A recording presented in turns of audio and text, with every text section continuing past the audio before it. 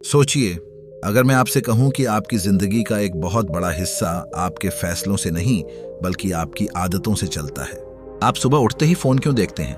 तनाव में कुछ लोग ज्यादा खाना क्यों शुरू कर देते हैं? कुछ लोग हर दिन मेहनत करने के बावजूद आगे क्यों नहीं बढ़ पाते, जबकि कुछ लोग बिना ज्यादा सोचे वही काम रोज करते रहते हैं और धीरे धीरे असाधारण परिणाम हासिल कर लेते हैं। और सबसे दिलचस्प सवाल, अगर आपकी जिंदगी की कोई बुरी आदत आपको नुकसान पहुंचा रही है तो क्या आप उसे सच में बदल सकते हैं?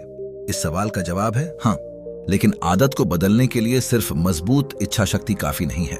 आपको यह समझना होगा कि आपके दिमाग में आदत बनती कैसे है, क्योंकि जिस दिन आपको अपनी आदतों के पीछे छिपा सिस्टम समझ आ गया, उसी दिन से आप अपनी जिंदगी को बदलने की दिशा में पहला असली कदम उठा सकते हैं।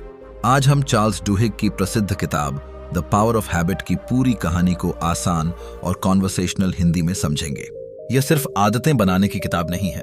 यह किताब बताती है कि आपका दिमाग आपके व्यवहार को कैसे ऑटोमेटिक बनाता है, कंपनियां हमारी आदतों को कैसे प्रभावित करती हैं, बड़े संगठन कैसे अपनी संस्कृति बदलते हैं, और सबसे महत्वपूर्ण बात, आप अपनी जिंदगी की पुरानी आदतों को बदलकर नई जिंदगी कैसे बना सकते हैं। तो चलिए शुरुआत करते हैं उस जगह से जहां हर आदत जन्म लेती है, हमारे दिमाग से।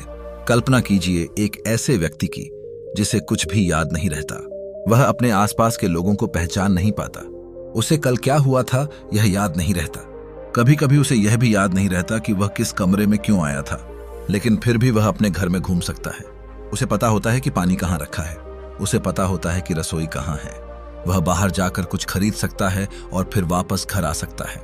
यह कैसे संभव है? क्योंकि हमारे दिमाग में कुछ काम ऐसे होते हैं जिन्हें हम सोचकर नहीं करते, वे ऑटोमेटिक हो जाते हैं, और यही आदत की ताकत है। चार्ल्स डुहिग बताते हैं कि वैज्ञानिकों ने लंबे समय तक यह समझने की कोशिश की कि आदतें हमारे व्यवहार को कैसे नियंत्रित करती हैं। इसी दौरान उन्होंने एक चूहे पर किए गए प्रयोगों का उदाहरण दिया। एक चूहे को एक भूल भुलैया में रखा गया। उसके एक तरफ चॉकलेट रखी गई। शुरुआत में चूहा रास्ता खोजने के लिए इधर उधर घूमता रहा। वह दीवारों को सूंघता था, रुकता था, गलत दिशा में जाता था, फिर वापस आता था।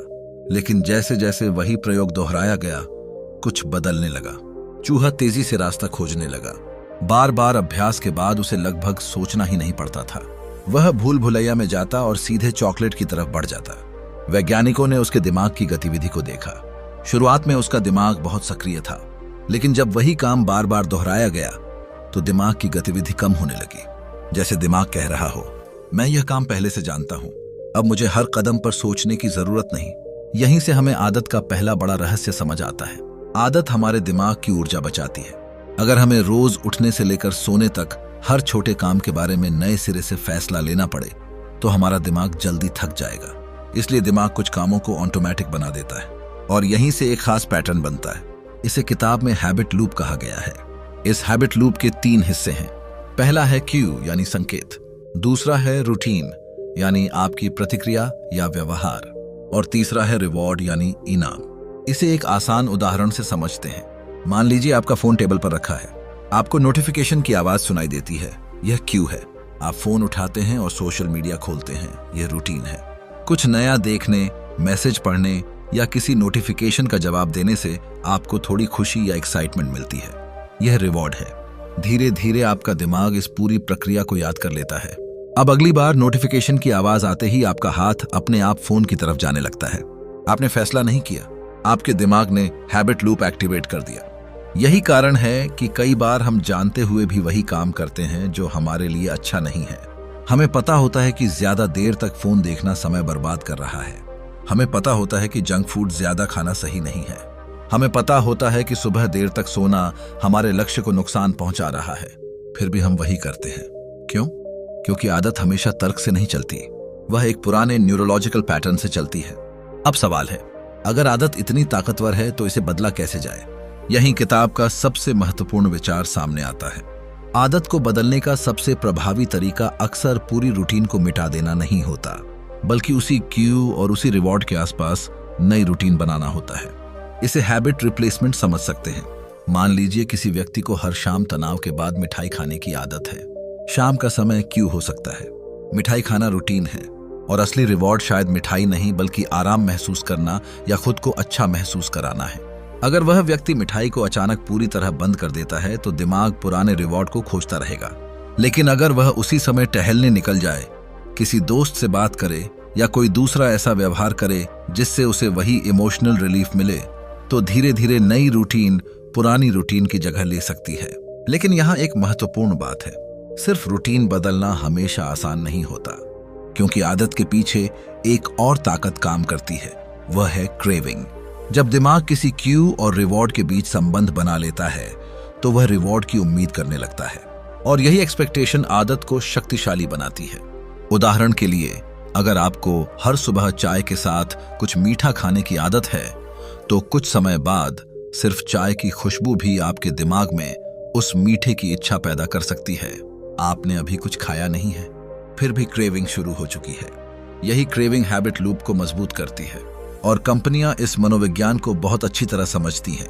किताब में फेब्रीज नाम के एक प्रोडक्ट की कहानी इसका शानदार उदाहरण है। शुरुआत में कंपनी के लिए समस्या यह थी कि लोग अपने घर की बदबू को हमेशा महसूस नहीं करते थे।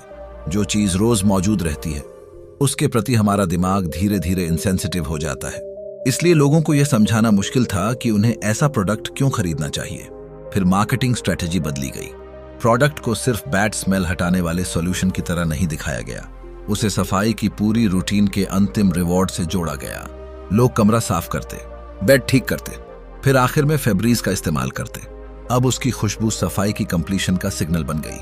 काम पूरा हुआ और एक प्लेजेंट स्मेल रिवॉर्ड बन गई। यानी प्रोडक्ट सिर्फ जरूरत नहीं बेच रहा था, वह एक हैबिट बेच रहा था। यह समझना बहुत जरूरी है। कई बार हम प्रोडक्ट्स नहीं खरीद रहे होते, हम उस फीलिंग को खरीद रहे होते हैं जो प्रोडक्ट हमारी आदत के साथ जोड़ देता है। इसी तरह टूथपेस्ट इंडस्ट्री की कहानी भी बेहद दिलचस्प है। जब लोग टूथपेस्ट को सिर्फ दांत साफ करने के लिए इस्तेमाल करते थे, तब उसका उपयोग बढ़ाना आसान नहीं था। फिर कंपनियों ने एक ऐसी सेंसेशन को महत्व दिया जो ब्रशिंग के बाद महसूस होती है, मुंह में आने वाली फ्रेशनेस और टिंगलिंग सेंसेशन। धीरे धीरे लोगों के दिमाग में यह सेंसेशन इस बात का संकेत बन गई कि ब्रशिंग सही तरीके से हुई है।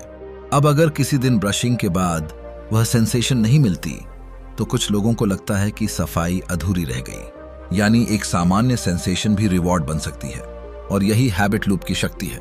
लेकिन अब हम एक और गहरी कहानी की तरफ चलते हैं, क्योंकि हैबिट सिर्फ व्यक्तियों को नहीं बदलती, वे पूरी कंपनियों को बदल सकती हैं। अल्कोआ नाम की एक बड़ी कंपनी इसका उदाहरण है। जब पॉल ओनील कंपनी के सीईओ बने तो लोगों को उम्मीद थी कि वह प्रॉफिट्स, सेल्स और फाइनेंशियल परफॉर्मेंस की बात करेंगे।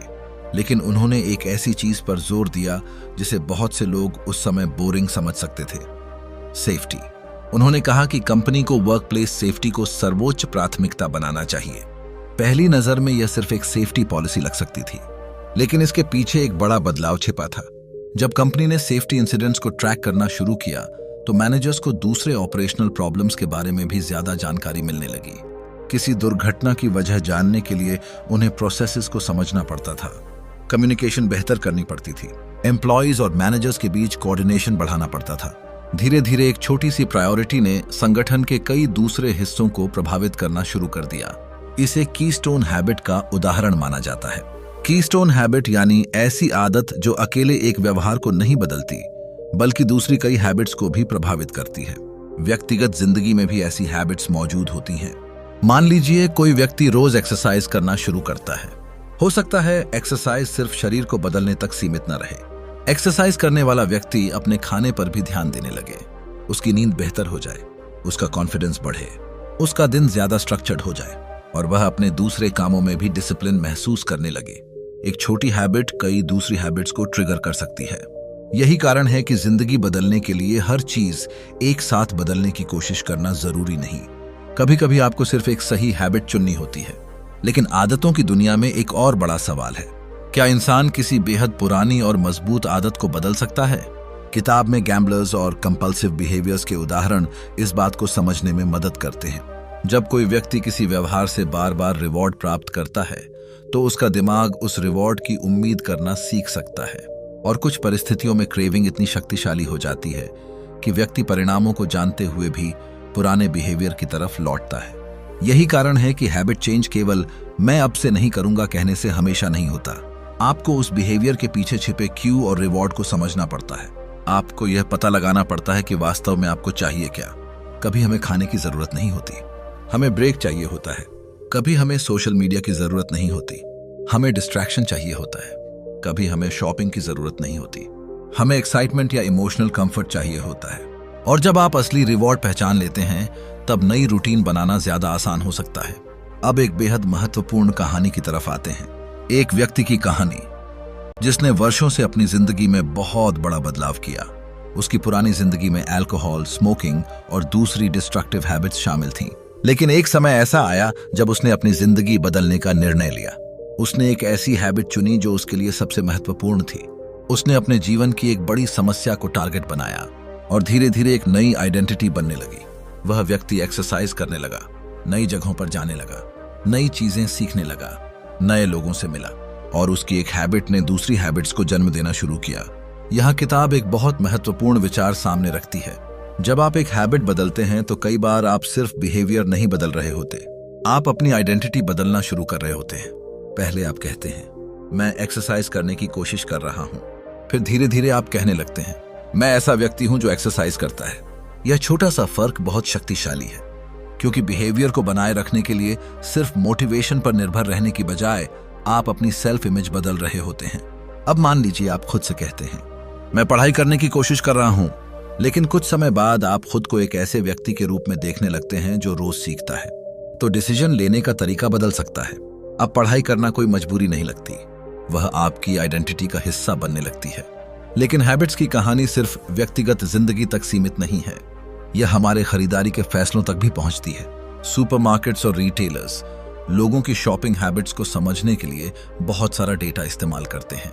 उन्हें पता होता है कि लोग क्या खरीदते हैं, कब खरीदते हैं, किन प्रोडक्ट्स के साथ कौन से प्रोडक्ट्स खरीदे जाते हैं। और कई बार इस डेटा से कंपनियां यह अनुमान लगाने की कोशिश करती हैं कि ग्राहक की जिंदगी में क्या बदलाव चल रहा है, क्योंकि जिंदगी में बड़े बदलाव अक्सर शॉपिंग बिहेवियर में भी दिखाई देते हैं। यही रीजन है कि मॉडर्न मार्केटिंग सिर्फ प्रोडक्ट दिखाने तक सीमित नहीं है, वह आपके रूटीन, एनवायरनमेंट और साइकोलॉजिकल ट्रिगर्स को समझने की कोशिश करती है। अगर कोई प्रोडक्ट आपकी एग्जिस्टिंग हैबिट के साथ आसानी से जुड़ जाए तो उसे अपनाना ज्यादा आसान हो सकता है।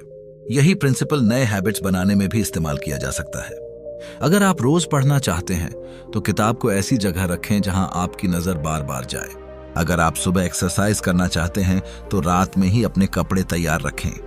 अगर आप फोन कम इस्तेमाल करना चाहते हैं तो फोन को अपने पास रखने की बजाय किसी दूसरे कमरे में रख दें।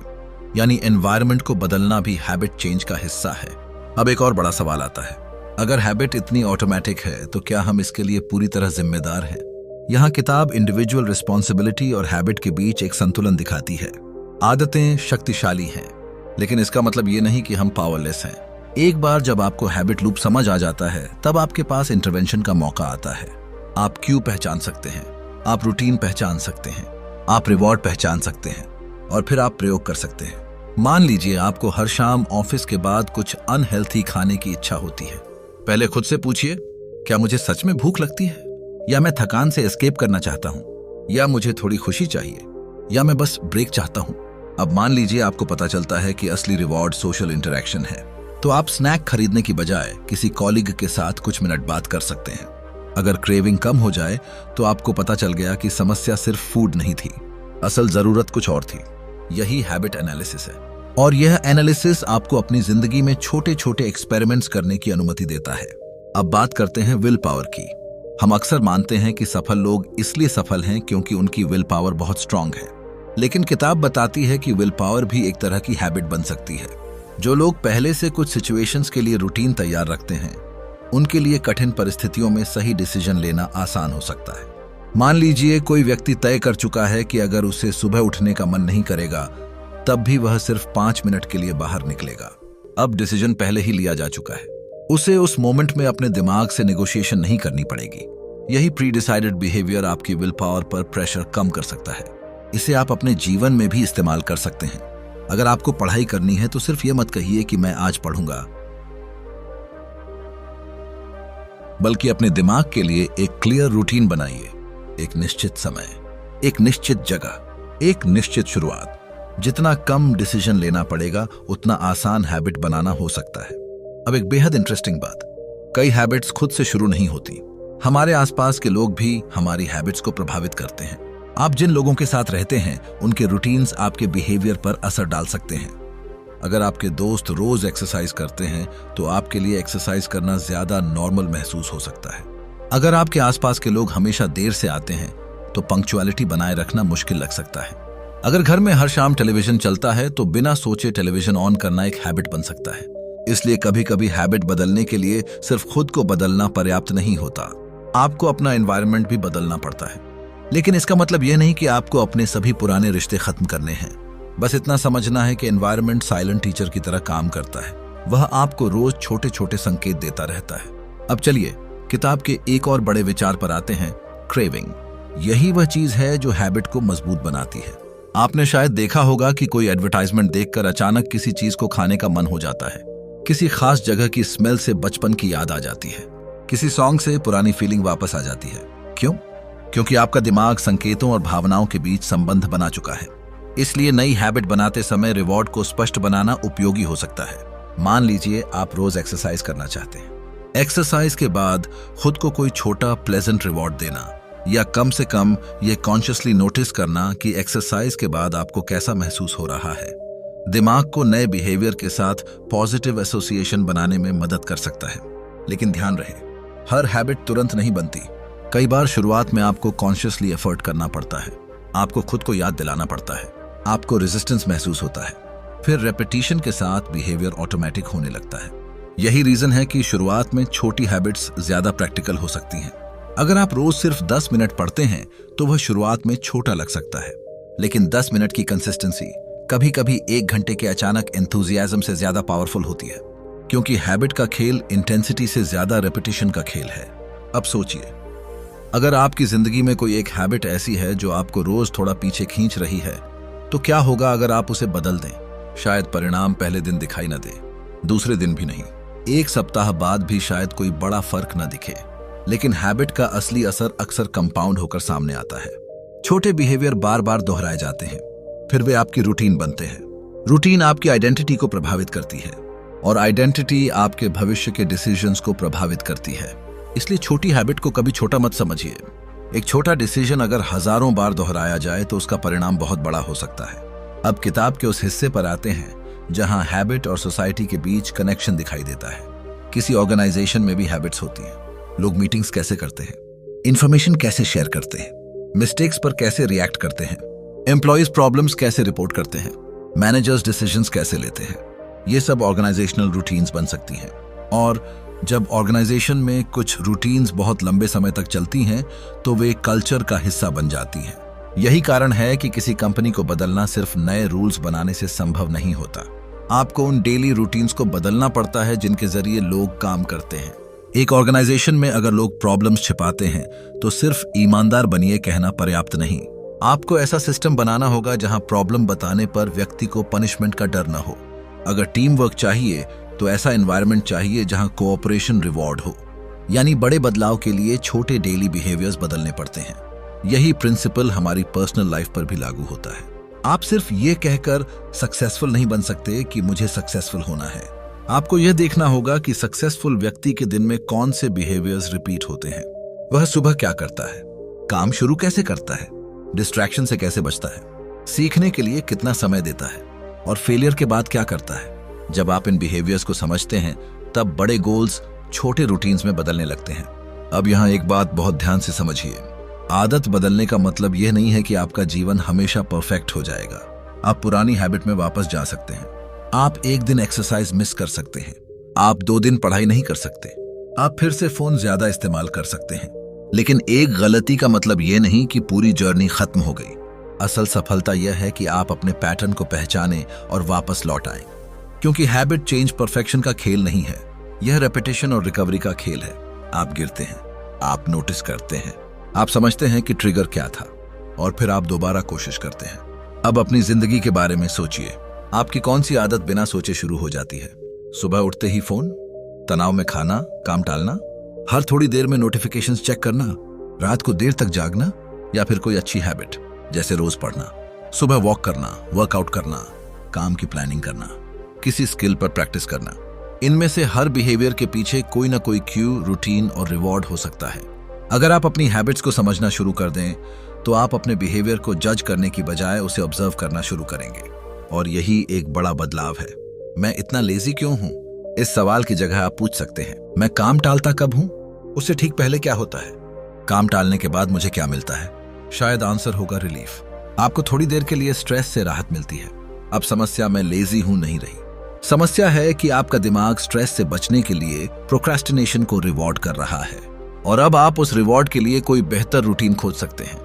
यही किताब की असली शक्ति है। यह आपको सिर्फ हैबिट्स के बारे में जानकारी नहीं देती, यह आपको अपने बिहेवियर को एक सिस्टम की तरह देखने की नजर देती है। अब आखिर में सबसे महत्वपूर्ण सवाल, क्या हम अपनी आदतों के गुलाम हैं? जवाब है, पूरी तरह नहीं।